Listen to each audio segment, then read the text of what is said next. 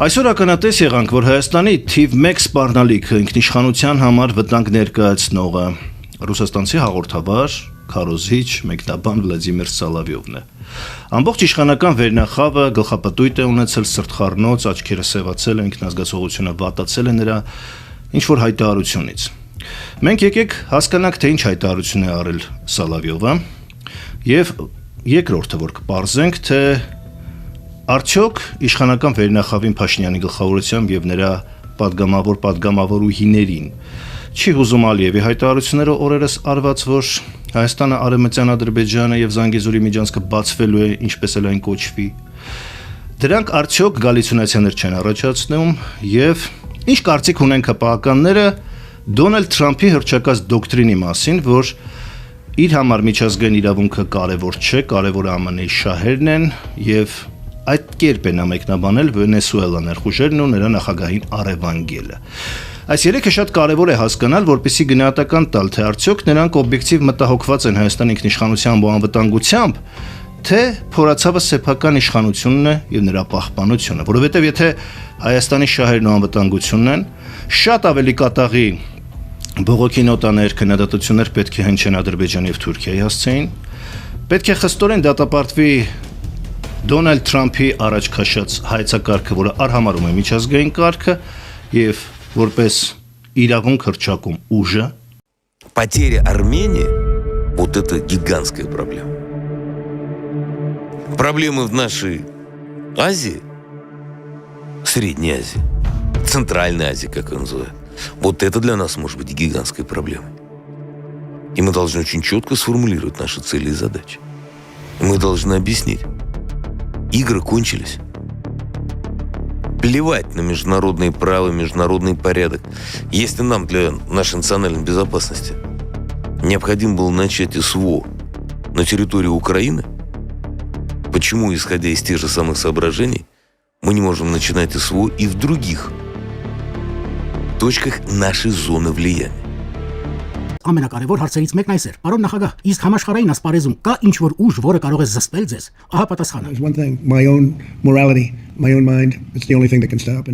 Դա իմ անձնական բարոյականությունն է, իմ բանականությունը, այսինքն ոչ միջազգային իրավունքը։ International law, I'm not looking to hurt people. Ինձ պետք չէ միջազգային իրավունք։ Ես որևէ մեկին վնասելու մտադրություն չունեմ։ Լրագրողներից մեկը ճշտող հարց է տվել։ Ձեր կարծիքով ձեր վարչակազմը պետք է հետևի միջազգային օրենքներին։ You know, I do, but it depends what your definition of international law is. Այո, ես հետևում եմ։ Իհարկե հետևում եմ, բայց նայած ինչ նկատի ունեք օրենք ասելով, արձագանքել է Թրամփը։ Սենսացիոն դարձած այս հարցազրույցում ԱՄՆ նախագահը խոսել է Գրենլանդիայի մասին։ Լրագրողը հիշեցրել է, որ Դանիայի հետ անցած դարի 50-ականներին կնքված պայմանագրի համաձայն Միացյալ Նահանգները կարող է ցանկացած թվով ռազմականներ տեղադրել Գրենլանդիայում, այդ դեպքում ինչու է Վաշինգտոնը խոսում կղզին սեփականացնելու մտադրության մասին։ Թրամփը պատասխանել է, թե ինքը գերադասում է սեփականության տարբերակը, ոչ թե վարձակալության, այլ հենց սեփականության, քանի որ դա ավելի հուսալի է եւ ավելի ազատ գործելու հնարավորություն է ընձեռում։ Եթե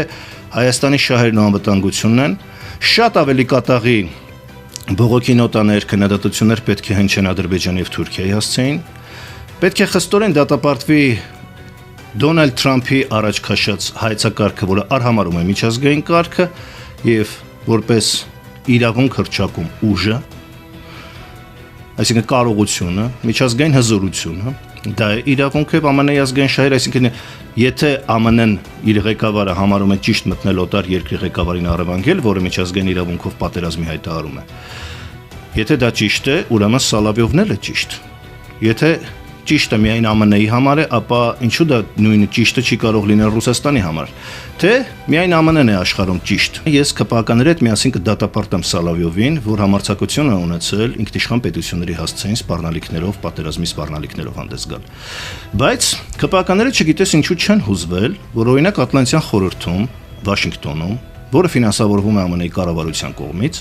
Հայաստանը համարվում է թուրքական աշխարհի մաս եւ անհրաժեշտ համարվում, որ այն պետք է կցվի Կենտրոնական Ասիային եւ դառնա թուրքական պետությունների կազմակերպության անդամ։ Ես այդ մասին խոսել էի տարբեր առիթներով, բայց ԿՊԱ-ականներին դա չի հուզում։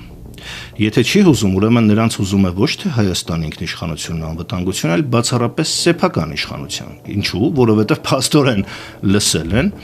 որ եթե ԱՄՆ-ն կարող է մտնել Վենեսուելայում առևանգել այդ երկրի ղեկավարին, նրանք էլ Սոլովյովին լսելով երևի վախեցել են, որ ռուսներն կարող են մտնել եւ առևանգել Փաշինյանին։ Սա է փաստորեն նրանց փորացավը։ Եթե ոչ, կրկնում եմ, եկեք միասին դատապարտենք թե Սալավյովին, թե Ալիևին, թե Դոնալդ Թրամփի հռչակած դոկտրինին։ Իդեպ Դոնալդ Թրամփի հայտարարություններն ու քաղաքականությունը լուրջ դժգոհություն է առաջացրել նաև ԱՄՆ-ում, այնպես չէ որ ԱՄՆ-ում բոլորը ողջունում են նրա այդ ուժի իրավունքի հայեցակարգը։ Абսուրդ եմ համարում, երբ կա ռեալ սպառնալիք։ Հիշեցնեմ ձեզ ԿՊԱ-ականներ եւ Փաշինյանի պրոպագանդիստներ, որ Հայաստանի ինքնիշխան տարածքը մի քանի 100 կիլոմետրով օկուպացված է, եւ դա է Հայաստանի ինքնիշխանության հանդեպ ոտնձգությունը, իսկ դուք դա համարում եք խաղաղություն։ Հիշեցնեմ ձեզ, որ Հայաստանի քաղաքացի հանդիսացող, որ Հայաստանի Հանրապետության անձնագիր ունեցող 150,000 մեր հայրենակիցներ ոտնահարվել են նրանց սեփականության իրավունքը, տեղաշարժման իրավունքը եւ ինքնորոշման իրավունքը։ Եվ դա իրականացրել է ոչ թե Սալավյովը, այլ Ադրբեջանի նախագահ Իլհամ Ալիևը, որի հետ դուք այսօր խաղաղություն եք երգում։ Հիշեցնեմ ձեզ, որ Հայաստանի ինքնիշխանության եւ անվտանգության ոտնահարումը իր տարածքում երրորդ երկրներին հատուկ կարգավիճակով, հատուկ իրավունքով վարձակալության հանձնել ինչ որ ենթակառուցվածք, դա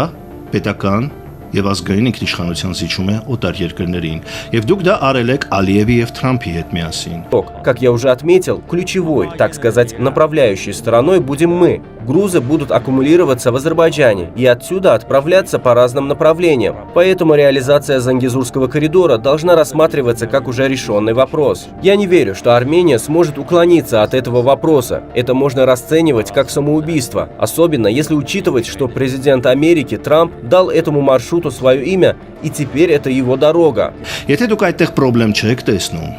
ուրեմն ինչու եք նեղանում Սալավյովից, որն ասում է, որ ինչպես ԱՄՆ-ն, Ռուսաստանը նույնպես կարող է իրեն իրավունք վերապահել, քանի որ ինքն էլ միջազգային հարաբերությունների սուբյեկտ է,